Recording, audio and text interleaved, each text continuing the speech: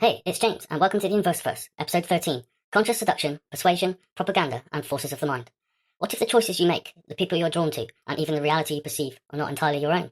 What if unseen forces, biological, psychological, social, and even quantum, are guiding your every step? In this episode of the Inversiverse, we embark on a transformative journey through the mysteries of consciousness, the subconscious mind, and the mechanisms that shape our perception of reality.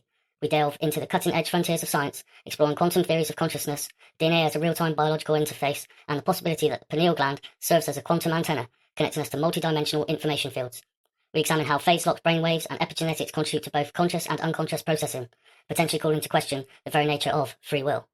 From ancient myths and spiritual teachings to modern propaganda and neuropharmacology, this episode draws on from a wide spectrum of disciplines to reveal how persuasion, attraction, trauma, and even medication can affect our mental states. We'll examine how emotional predators manipulate the subconscious, how gendered persuasion plays into romantic dynamics, and how mass influence systems use propaganda to shape entire societies. As always, in the Inversiverse, we pull back the curtain to examine not just the world around us, but the intricate, often hidden world within us. Join us as we uncover the architecture of awareness, the scripts encoded in our cells, and the vast potential of the human mind when awakened to its deeper truths. The truths they don't want you to know is to become aware of your subconscious. So let's start with Section 1, Consciousness and Unconsciousness. Consciousness remains one of science's greatest mysteries, sparking intense debate and groundbreaking theories. Integrated Information Theory, IIT, proposes consciousness as an intrinsic, universal property arising from complexity of informational reactions. According to IIT, all things possess a degree of consciousness based on their capacity to integrate information. Quantum consciousness theories, prominently represented by Roger Penrose and Stuart Henroth OR theory, Orchestrated Objective Reduction, OR, suggest consciousness emerges from quantum processes within neuronal microtubules. These microscopic protein structures, found inside neurons, are theorized to enable quantum coherence and superposition, thus potentially linking consciousness with quantum mechanics. Experimental evidence supports this, includes studies demonstrating quantum coherence in biological systems at room temperature, such as in photosynthetic organisms, like plants and trees, mitochondria, neuralgia, and bacteria. The famous double-slit and triple-slit experiments illustrate the profound impact of a conscious observer on quantum systems. These experiments show that the act of observation collapses quantum wave functions from superpositions of multiple possibilities into definite outcomes, a phenomenon known as decoherence. And this is the collapse of reality. This suggests that our consciousness might actively shape physical reality through quantum observation. You and I are the conscious observers. A fundamental philosophical question arising from these theories is whether free will genuinely exist, or if our actions are merely subconscious bodily responses predetermined by quantum or biochemical processes. If our choice and actions are predominantly subconscious, does true agency therefore exist? Could this predestination be encoded within our DNA, or perhaps reside within a metaphysical construct like the soul, I ask? DNA operates dynamically, responding in real time to environmental cues through epigenetics. Epigenetics, as previously covered, such as DNA methylation, histone modifications, and non-coding RNA, regulate gene expression, directly influencing psychological and behavioral responses in real time. Our bodies are real-time operating systems. These mechanisms allow environmental experiences, emotions, and stresses to alter DNA expression, thus actively shaping individual psychological profiles and subconscious programming as it's doing right now. Recent research posits that DNA might act as a quantum antenna, interacting with quantum fields and converting quantum information into biological instructions. Similarly, the pineal gland, a small endocrine gland located in the brain, is theorized as a biological quantum antenna. Scientifically, the claims that the pineal gland regulates circadian rhythms via melatonin secretion and is highly sensitive to electromagnetic fields. The same fields in the visuals and audios you receive through your TV are electromagnetic field manipulations, known as signal modulation. For example, from old analog television sets, pictured to the left, the cathode ray tube, which aids projection of electromagnetic field onto a glass screen. It's virtually shaped the same as the pineal gland, no coincidences. Studies have demonstrated that the pineal gland contains piezoelectric crystals and photoreceptors, potentially facilitating quantum coherence and decoherence processes. There's no potential in my opinion. This is what it does. It's what we see when we perceive the world. It's effectively our visual visor stroke screen. When we open our eyes, we can see what are always consciously aware of the visual field. The same chemical materials within the pineal gland and the same principles in electronics that present visual images on a liquid crystal display allow this process. The pineal gland is the internal projector. You're seeing or reading this or hearing it because the pineal gland in your brain is projecting the visual and the light fields through the crystals within the structure of the brain. Crystals refract and bend light from the photosensitivity and stimulus of the optical nerves, which the brain processes, modulates, and outputs in your visual cortex region of the brain. This intriguing hypothesis suggests the pineal gland might mediate interactions between quantum fields and biological consciousnesses, translating multidimensional quantum information into coherent physical and perceptual experiences. Some researchers speculate this could explain experiences described as spiritual or transcendental, potentially positioning the pineal gland as a gateway or viewer of higher dimensions. Thus, our visual and physical experience could effectively collapse from quantum potentialities into tangible realities via quantum transcription processes mediated through DNA and the pineal gland. Furthermore, research into brainwave phase locking has shown how neural oscillations synchronize across brain regions during unconscious states, such as anesthesia and deep sleep. This synchronization, especially in delta and theta frequency bands, reduces the complexity of neural signaling and disrupts information integration, effectively shutting down conscious awareness. So they're turning people's brains on and off. Studies from institutions like MIT and the University of Cambridge highlight how anesthetic drugs induce a kind of network-level coherence that blocks consciousness, reinforcing the idea that conscious awareness requires both integration and differentiation of brain signals. So let's look at what MIT and University of Cambridge discovered. What did MIT and University of Cambridge discover? Researchers at MIT used optogenetics and targeted stimulation to artificially induce synchronous brain states in animal models, demonstrating that conscious awareness could be switched off by manipulating connectivity patterns. And I suggest the controllers of this world, who have monopolised TV coverage globally, have been doing similar to humans for a long time using the television. It is described above in integrated information theory, but a physical cognitive global network of communication that infiltrates each and every one of us' consciousness each time we watch it. Tell, lie, vision, from our language and linguistic manipulation in episode 12. It enables and disengages conscious awareness. That's why it's used as a tool of control. A third-party triangulation by proxy, I call it. A technique I discussed on previous episodes that manipulators, sociopaths, psychopaths and narcissists utilise on people to garner control and power. In life, we have first-hand experiences that we personally witness with our presence, and we experience being there. Then there are second-hand experiences, those shared. Then we have the dividing party that confuses first-hand and shared second-hand experiences. That cause people to argue, and it is intentional. The TV stimulates and provides all the neurochemical reactions within the observer to elicit subconscious responses, through dopamine, serotonin, oxytocin, and norepinephrine, and more. They influence behaviour through implanting false beliefs, experience which is causing so much cognitive dissonance in the world at present. It is being weaponised. All of these technologies are being weaponised. That is why it's so important to understand what is being presented, the language utilised, what is written, the intention behind it, and being conscious of how it makes you think and feel in a rational, critical way. And then you can see it for what it is. A University of Cambridge study published in Science Advances reveals that anesthesia could be used to artificially reset the brain's communication networks by controlling thalamocortical feedback loops, effectively simulating unconscious states on demand. These findings not only deepen our understanding of neural basis of consciousness, but also raise critical ethical concerns about how emerging technologies might be exploited to interfere with human awareness. In the wrong hands, such technological capabilities could become tools for control, disrupting or silencing consciousness through neurostimulation, electromagnetic targeting, or pharmacological agents. If consciousness can be externally interrupted or altered, it opens doors to new forms of psychological manipulation, societal pacification, or covert experimentation.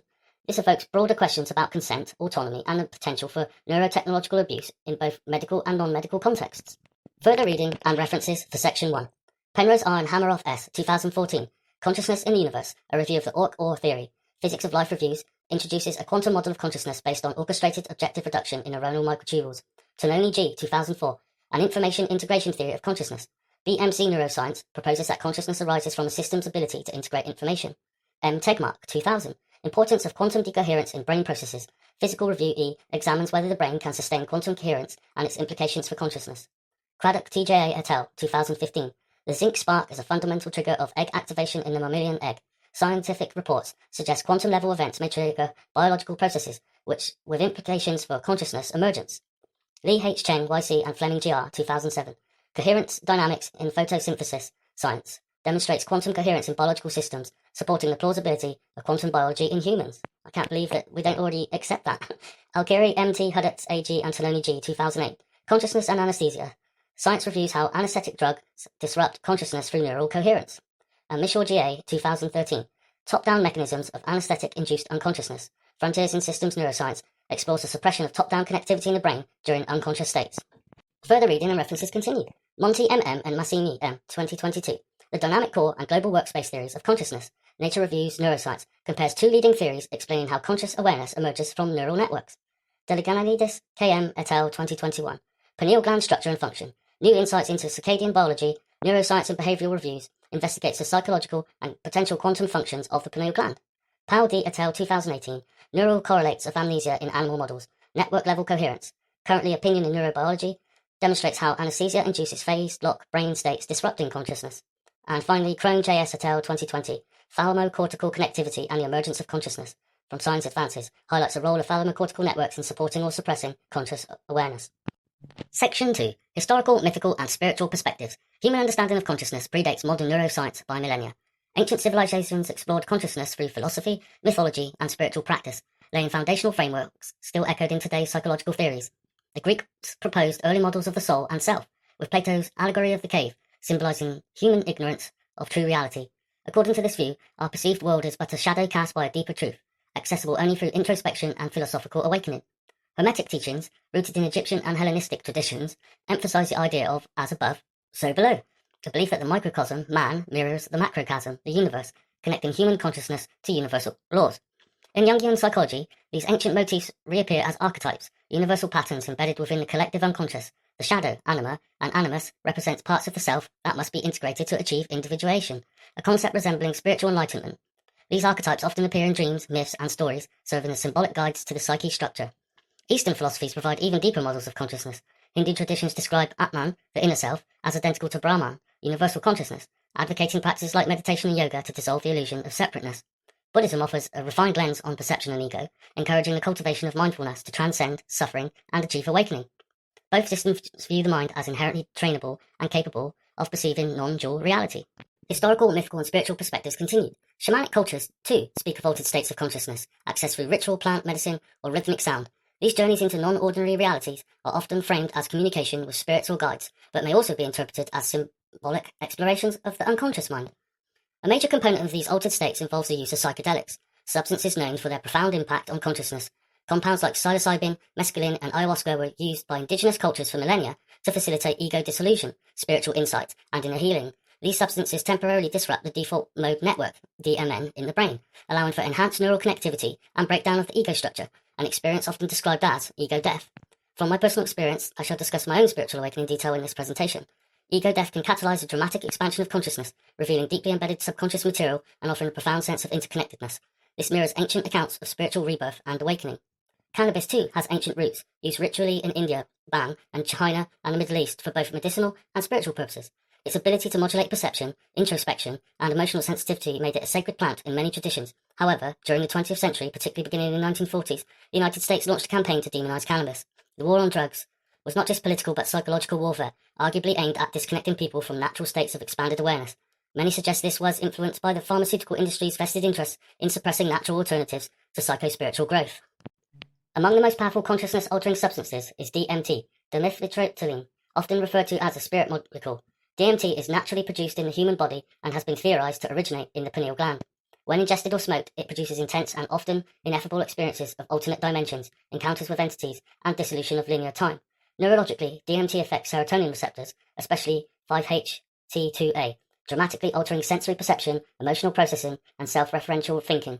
Studies using EEG and fMRI show DMT increases global brain connectivity while decreasing activity in the default mode network, DMN, of the brain, similar to the effects of deep meditation or near-death experiences. These patterns suggest a breakdown of the typical self-structure and a temporary gateway into non-ordinary realities, accessing content from deep within the subconscious or even collective unconscious. The recurring theme across all traditions is clear. Consciousness is not just a byproduct of brain activity, but a portal to deeper layers of reality, within the self and beyond. Unpack mystical archetypes like Jung's shadow, anima, and animus, illustrating subconscious narratives and spiritual symbolism. Discover spiritual insights from Eastern traditions like Buddhist mindfulness practices and Hindu concepts of Atman and Brahman. Further reading and references. Terence McKenna, 1992, Food of the Gods, explores the cultural and spiritual history of psychoactive plants and their impact on human evolution. Groff S., 2000, Psychology of the Future, discusses transpersonal psychology and the use of psychedelics in therapeutic and spiritual settings. Carhart Harris, R.L. and Attel, 2012, Neural correlates of the psychedelic state as determined by fMRI studies with psilocybin.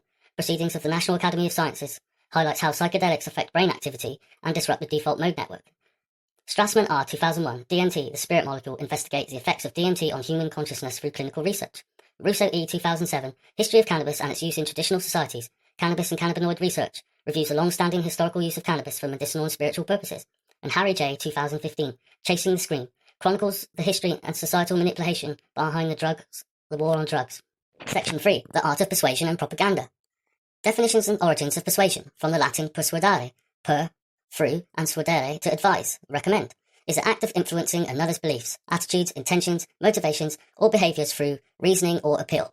Unlike coercion, persuasion typically involves the voluntary internalization of ideas, making it a subtle, yet powerful force in personal and collective decision-making. Scenario example. Imagine a political leader addressing the nation on the eve of a major conflict.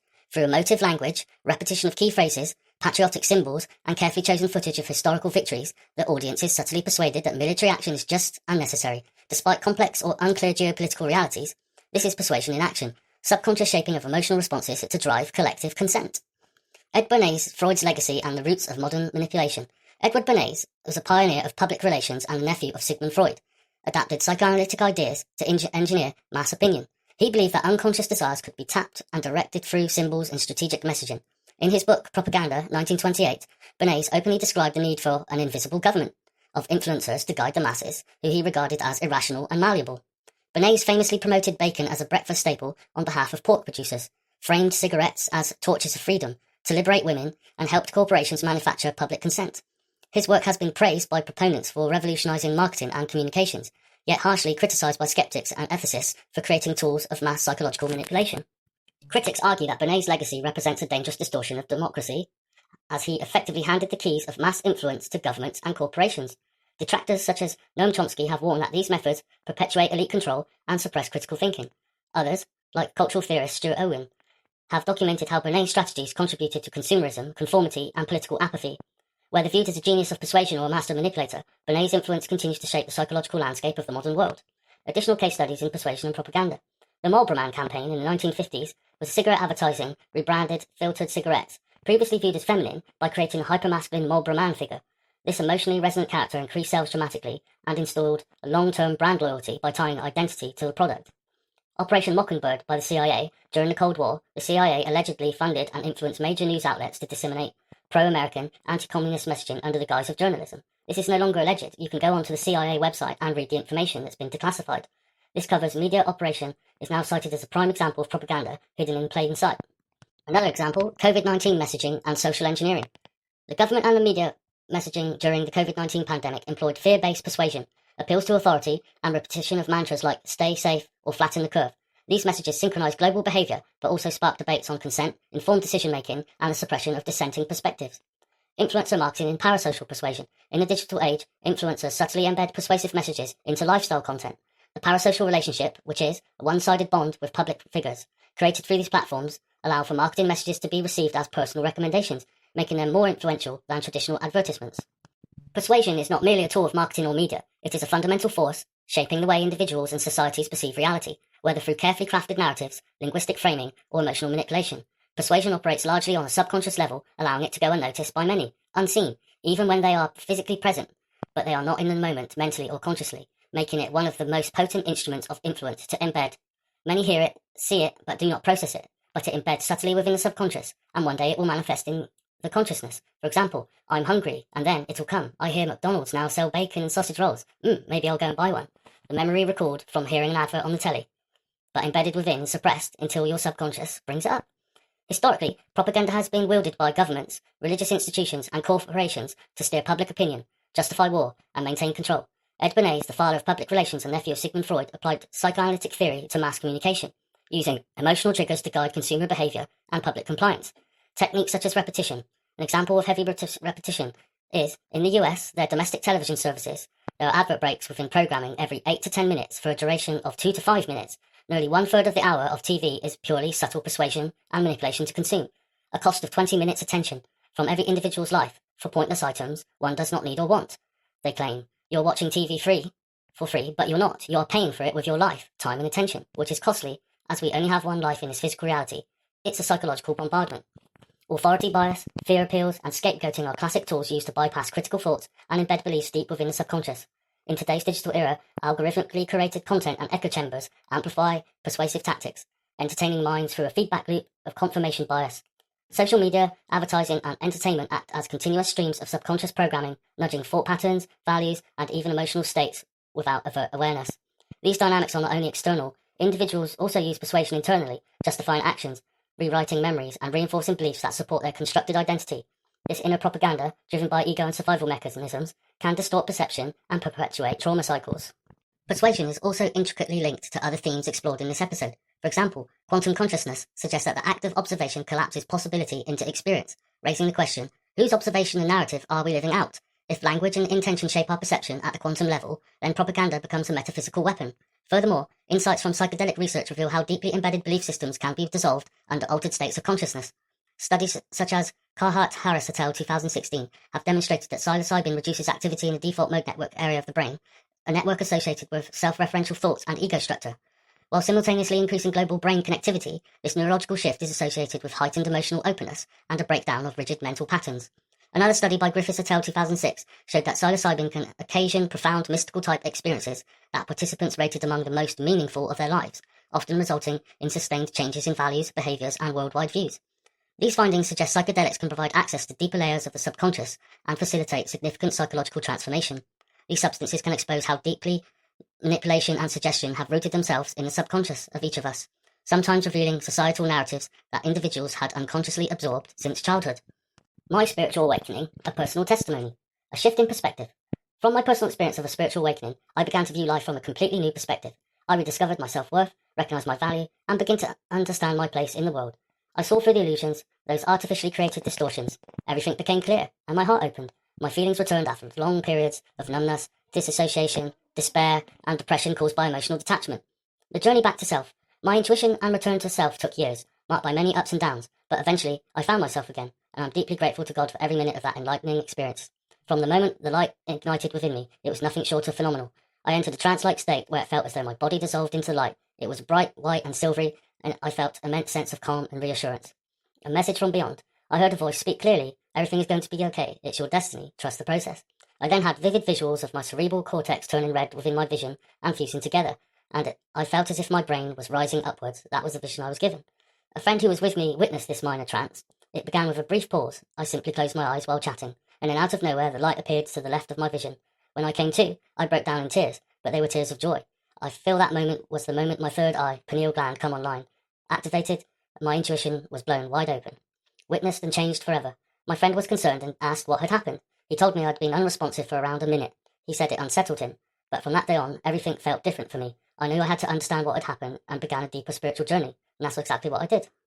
8 years of awakening. It's now been 8 years of continuous study, self-reflection, healing, and growth, towards a betterment of myself, and hopefully of others as well. My ego was shattered. Learning to live with less of one requires immense strength and humility. God really humbles you, and shows you who you truly are. If you're going through something similar, please keep going. It is worth the pain and the isolation and the confusion. You are not alone. We are waking up, and the quantum consciousness is returning. Embracing the supernatural. Along the way, I have experienced many moments that felt supernatural. Visions, inner voices, sensations beyond logic. Some were joyful, others deeply challenging. God, in many ways, has a sense of humour. Many have called me crazy, stupid, or lost for my faith, but having lived it and awoken to the bullshit of this world, I have no doubts. Everything has been confirmed and shown to me, but I no longer concern myself with how others see me. That was the old me. We've all made mistakes, we've all been immature and part sinful. We knew no different than years of projected evil and conditioning of every aspect of our lives. Influence of negative entities, people surrounding us. Until you learn the lessons to discern from the good and the bad, you'll be bound to repeat universal cycles, intent on not allowing you free will to lose the ego or remain stuck. How important is your soul? Focus on what matters. Today I focus only on growth, healing, and letting go of what no longer serves me. I have nothing to prove to anyone except myself. Anything else is wasted energy, and in time many will come to realise this truth for themselves. Becoming more conscious. Through this process I became far more conscious of my actions and behaviours. I started working on my temperament, responding with reason rather than emotion, maintaining a calm internal frame. I became more self-aware. I recognised who should and should not be part of my life. I became mindful of the people orbiting my energy and the impact they had on me. The subconscious becoming conscious. I now describe the experience as the subconscious manifesting into my general consciousness. The once unexplainable became clear. I realised that much of my life, my reality, identity, and even the roles I played, had not been authentically mine. They were someone else's projections. I internalised them, and at times, punished myself for not living up to those false ideals. Breaking the illusion. But I had the power to overcome it. The adversity, the opposition, the criticism, I rose above them all. The rationalisation hit me deeply. I had spent years preserving an illusion. And this is one of the most difficult things to overcome, because it requires unlearning and releasing everything you once believed to be true. Final words of encouragement. If you're going through something similar, never give up. I didn't. I did the inner work. I trusted the process. I listened to the guidance of the beings who spoke to me, and in doing so, I found clarity, I found myself, and I began to truly see others. That inner work helped me become a conscious observer, a witness to life. Why I share this and the Inversiverse. I share this story not to convince anyone, but to offer comfort and perspective to those who may be navigating their own awakening. Your truth is yours to discover. Honour your journey. Trust the awakening processes. You are not alone. The art of persuasion and propaganda continued. Propaganda also plays a crucial role in the war on drugs, shaping collective perceptions of substances like cannabis and psychedelics as dangerous or deviant.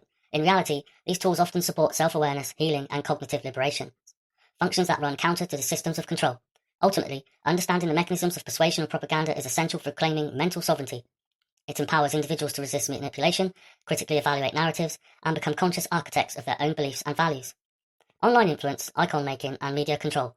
In the age of digital culture, influencers serve as conduits for powerful forms of persuasion.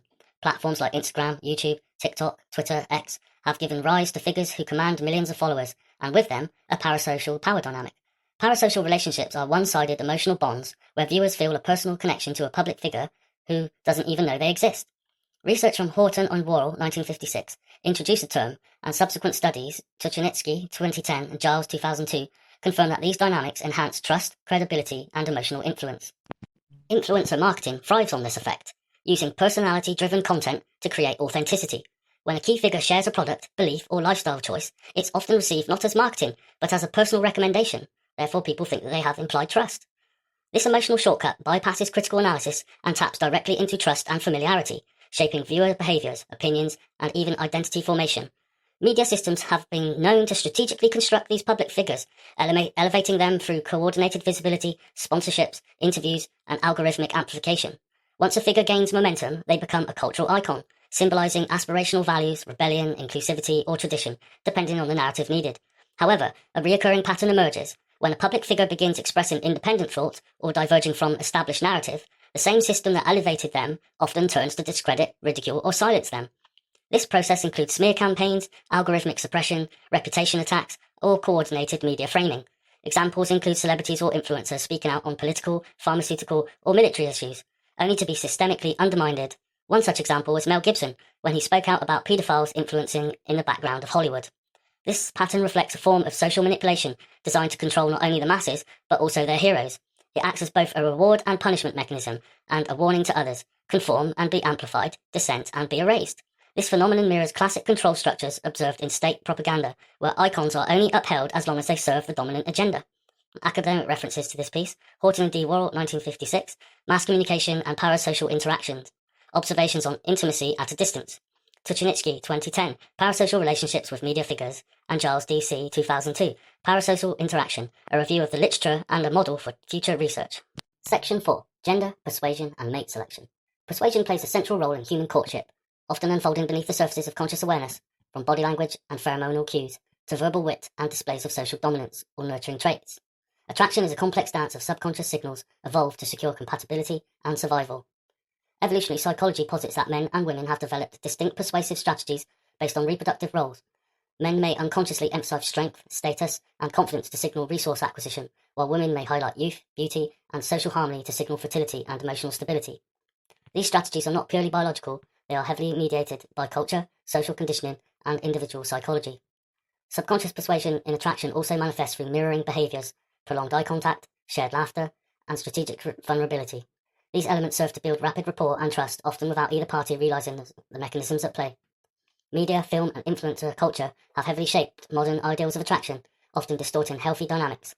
Archetypes such as the alpha male, bad boy, or the cool girl, or the femme fatale can become internalized scripts that override authentic, relational instincts. These media projections create subconscious templates that individuals may pursue or perform, sometimes against their own values or needs.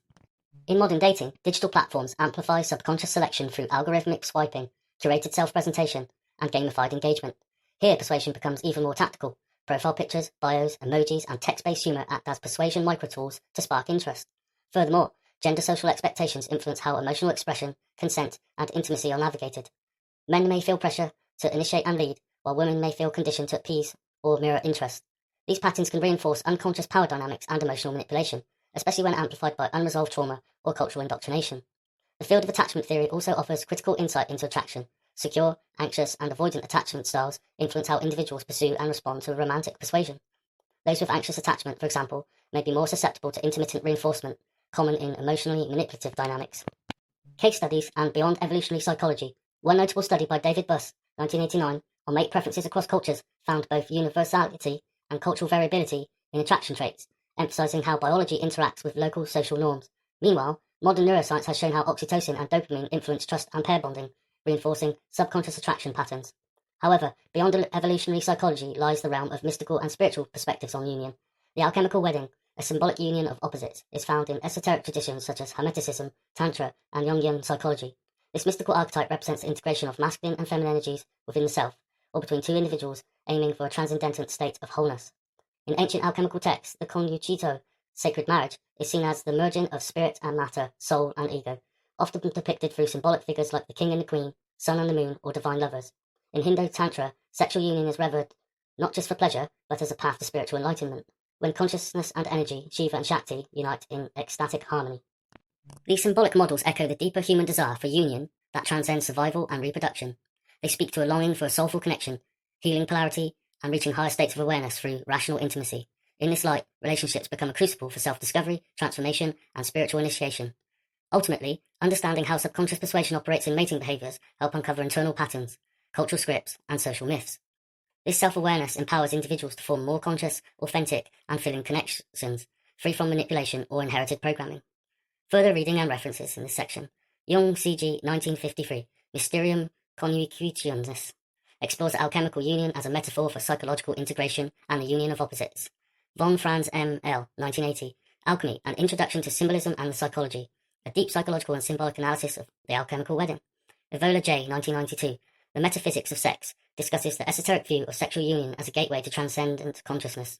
Feuerstein G., 1998, Tantra, The Path of Ecstasy, offers a scholarly and spiritual look into tantric philosophies on sacred union. And finally, Eliade M., 1958, The Sacred and the Profane, outlines the mystical dimensions of sacred union across ancient cultures. Section 5. Predation, Manipulation, and Trauma Cycles. Defining predation and predatory behavior. Predation in human relationships refers to the calculated use of charm, manipulation, and control to dominate or extract emotional, psychological, or even spiritual resources from others. While the term originates from evolutionary biology, where predators hunt prey for survival, its human psychological expression often stems from unresolved trauma, personality disorders such as narcissistic or antisocial traits, or distorted attachment patterns. From evolutionary perspective, predatory behavior may have served as a survival strategy, using deception or dominance to gain reproductive or social advantage. In ancestral contexts, dominance and resource control often translated into reproductive success, embedding power-seeking tendencies in certain social behaviors. But in modern society, these same behaviors can manifest as emotional exploitation and psychological harm. Neuroscientifically, predatory individuals often exhibit altered patterns in regions such as the amygdala, fear processing, prefrontal cortex, the executive function, and reward pathways involving dopamine.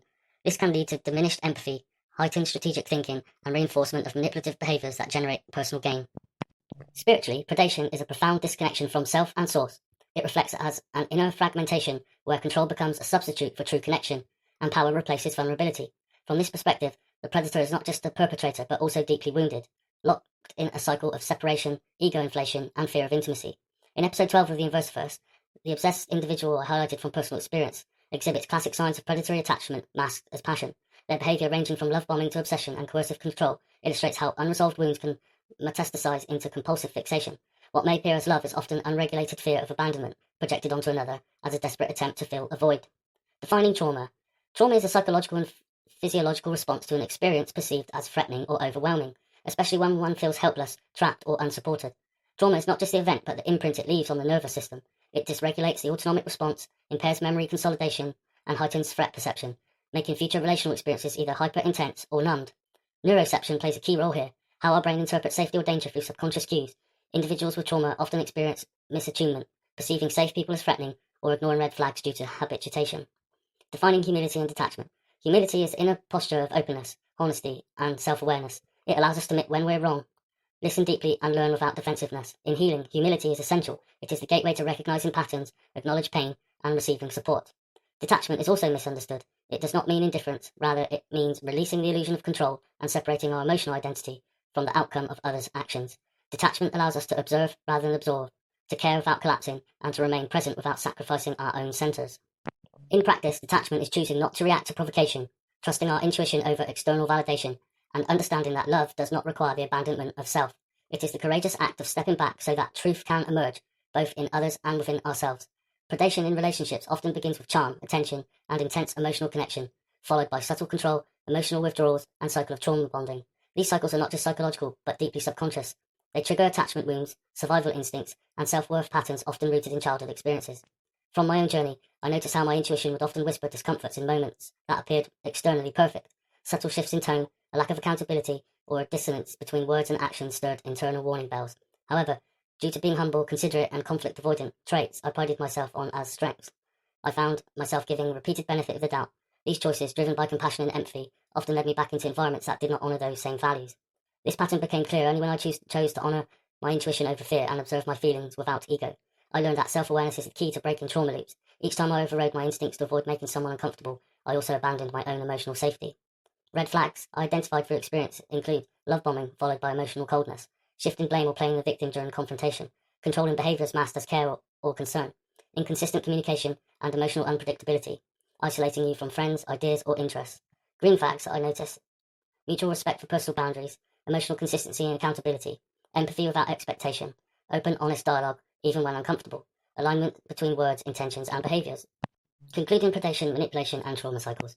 Understanding these patterns requires humility, not shame. It demands a shift from people-pleasing to truth-honouring, trusting that intuition is not a weakness but an evolutionary compass.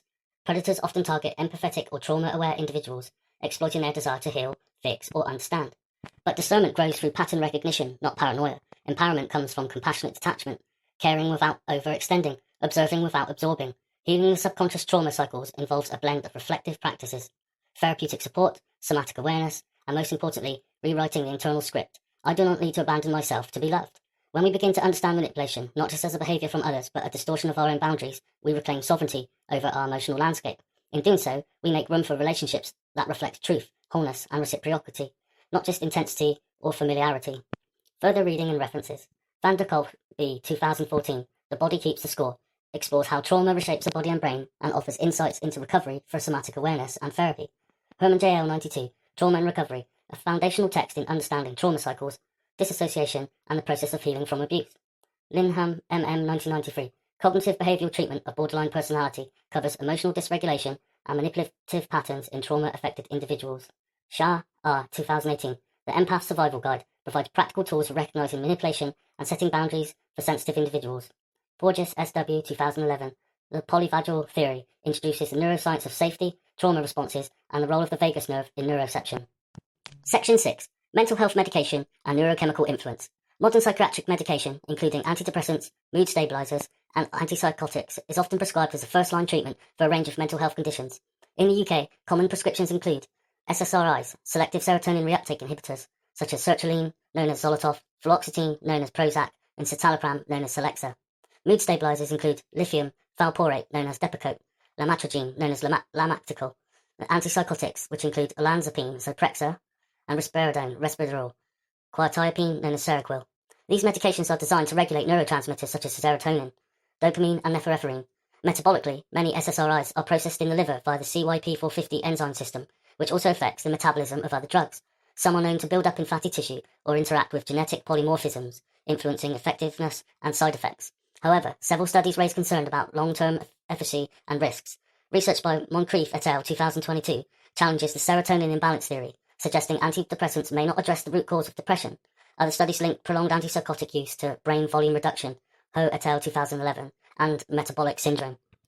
From my own experience, these medications did not aid my healing. They made me feel more detached, disconnected, and unlike myself.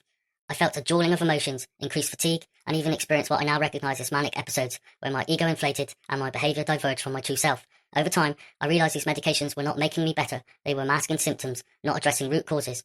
I chose to taper off all prescriptions and reclaim my mental health through introspection, lifestyle change, and spiritual alignment. Many others have shared similar accounts, describing these medications as numbing, soul-dampening, and in some cases, damaging.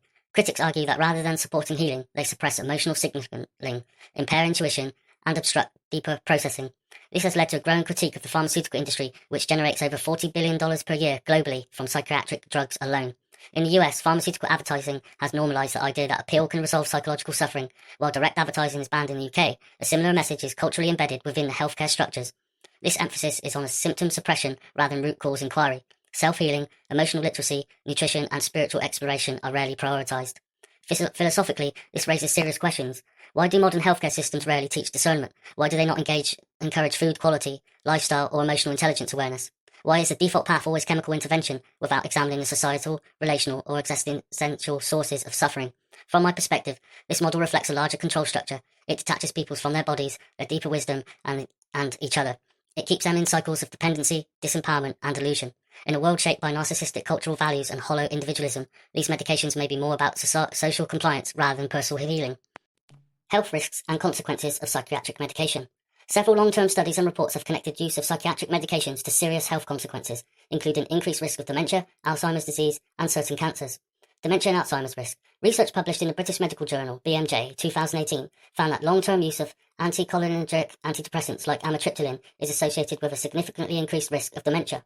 Cancer links. Some studies suggest, in the BMC Psychiatry 2015, have raised concerns about SSRIs influencing breast tissue growth or interfering with hormonal systems, suggesting a potential link to breast cancer in long-term users.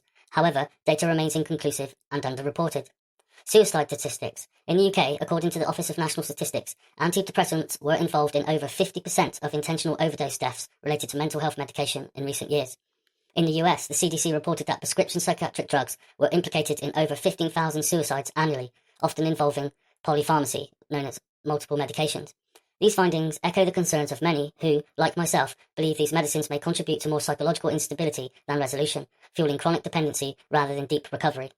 Why people may not accept the truth. Despite overwhelming data, widespread personal testimonies, and clear warnings, even from within the pharmaceutical industry, many people continue to reject the idea that modern medicines, processed foods, and societal structures could be intentionally harmful. This paradoxical response may be attributed to several deeply rooted psychological and sociological phenomena. These are cognitive dissonance. Accepting that systems we've trusted our whole lives may be harming us is emotionally and mentally destabilizing. It creates dissonance between one's values and lived reality, which the brain naturally tries to resolve through denial. There's confirmation bias. People tend to seek out information that confirms what they already believe. Challenging narratives often trigger discomfort and are dismissed, even if they're supported by data. Fear of alienation. To question mainstream medicine, government, or food systems can lead to social rejection. Many remain silent to preserve relationships and avoid being seen as conspiratorial or extreme. Dependence on authority. There's a psychological comfort in believing that doctors, government, and corporations have our best interests at heart. To question them requires confronting vulnerability and reclaiming personal responsibility, something modern life conditions us to outsource. Learned helplessness. After years of disempowerment, many feel resigned to the system. Even if something feels wrong, they don't believe change is possible. Finally, Stockholm Syndrome. As with abusive dynamics, some people unconsciously bond with their abusers, defending systems that exploit them because they associate those systems with care, familiarity, or safety. From my lived experience, research, and reflection, I now believe with certainty that the harm is not accidental, it is engineered. The systems of control, profit, and distraction are not broken. They are functionally exactly as designed. They create illness, foster emotional dysfunction, and break spiritual connection. This truth is difficult to accept, but the longer we deny the sinister origins of our collective suffering, the deeper we fall into illusion. No reasoning, no well-meaning medical explanation, no societal rationalization can shift my position anymore. It is, in my view, evil in plain sight, and I refuse to frame it as anything less. Future of medicines and alternatives. Emerging technologies such as nano-targeted delivery systems, CBD derivatives, and psychedelic-assisted therapy offer more promise with fewer systemic side effects. These therapies aim to restore balance, not override it, unlike traditional psychotropics. They work with the body rather than against it. Ancient medicine already honoured this wisdom: plant-based remedies, breathwork, somatic awareness, and spiritual practices. Future medicine may involve a fusion of ancient techniques and new bioconscious technologies, offering deeper healing without the damage. Further reading and references for this section. Moncrief J. et al. 2022. The Serotonin Theory of Depression, a Systemic Umbrella Review, Molecular Psychiatry, questions the biochemical imbalance model of depression. Ho, B.C. et al. 2011. Long-term antipsychotic treatment and brain volume. Archives of General Psychiatry, documents the brain shrinkage linked to prolonged antipsychotic use. Whitaker R. 2010. Anatomy of an Epidemic, investigates the rise of psychiatric medication and its questionable long-term benefits. Breggin P.R. Toxic Psychiatry, critiques biological psychiatry, and advocates for empathy-based healing. Healy D. 2012. Pharmageddon, examines how pharmaceutical industries compromise healthcare and suppress alternatives. Gersha P.C. Deadly Medicines and Organised Crime, exposes unethical practices within the pharmaceutical industry. And finally, Sullivan R.J. and Hagen E.H. 2005. Psychotropic Substance Use in Humans, an Evolutionary Perspective. Ethology and Sociobiology explores the adaptive and healing functions of psychoactive substances. Section 7. Connecting Consciousness and Trauma Healing. Defining somatic and subconscious awareness. The term somatic refers to the body as perceived from within, how it senses, responds, and holds experience. Somatic therapies bring attention to physical sensations that emerge from trauma and stress. It's about feeling before thinking. Somatic healing invites us to notice tension, breath, posture, and bodily impulses that often reflect stored emotional energy.